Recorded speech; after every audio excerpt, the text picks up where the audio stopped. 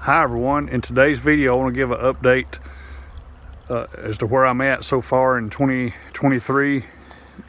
Here in the middle of March we've had a pretty good cold snap, but I've sold down all the colonies I'm going to sell, and I'm going to have 15 honey production colonies, and I've got 11 colonies out and I've got 12 here, so that leaves me with 23 colonies. That's what I'm going to have to work with.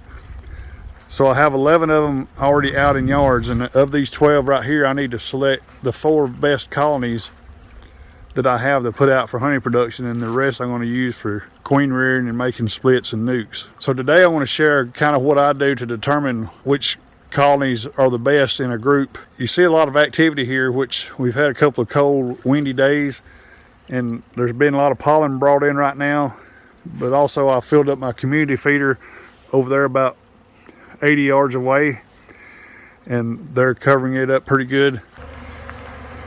So here's a look at my community feeder again. I've got the top up on purpose, trying to let the sun kind of warm that syrup up for the bees. Pretty cold last night, but for the bees to find this quick, they're kind of untrained to come out here. So this helps with my selection process. Also, if you use a community feeder, I recommend wearing a veil. Sometimes the bees are a little bit stingy. I learned a few years ago, you'll be standing out here, even though I'm 75, 80 yards from a colony, one will sting you just out of the blue for no reason.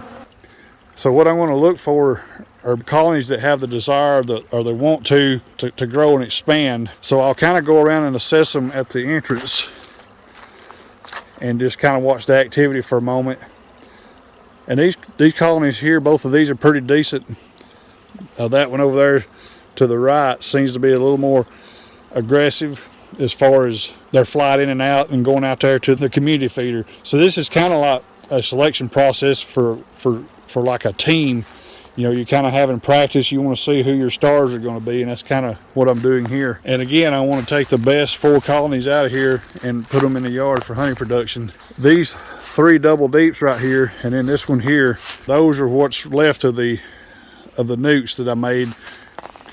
Well, 6 of them are out, so I actually had 10 left here, I believe, that was alive, or 9 maybe. The 4 deeps that are on top here wound up being queenless, and I just simply put them up there, and the colonies are responding nicely. The traffic flow has picked up a lot, and I also put some pollen sub and some sugar water on top of them. But watching this one here, it's doing pretty good.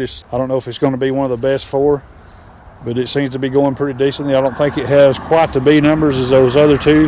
Now these 3 up here seem to be doing pretty good. The 2 to the right here probably have the better populations. They seem to be working a little bit harder. Now this double deep right here was the one swarm I caught last year. I tried to split in late summer and it failed, and I put it back together. So this is probably going to be one I'm either going to split down or maybe use for cell builder when the time comes here in a couple of weeks or so. And these 2 colonies here are doing decent. Maybe they're starting to come along, but these 2's been kind of lagging around, which they're looking pretty decent now, and I may have to reevaluate. But up a few days ago when I looked in all these was probably the worst 2 here, but maybe they're starting to come on now.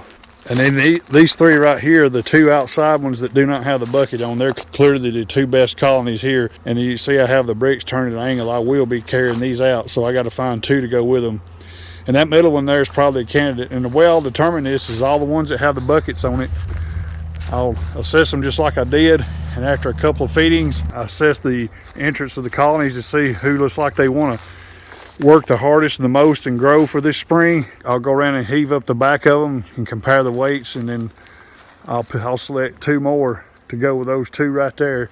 I'll select what I think will be the next best 2 to carry out to the 1 remaining yard that I don't have bees in at this time. That's kind of the way I do it. And I kind of done this last year in a way. I had 37 here, and I would, as they kind of got heavy, I'd carry them back out, and then once I got down to 8 or 10 of the lightest or the weakest ones, I left those here and made splits off of them in the summer.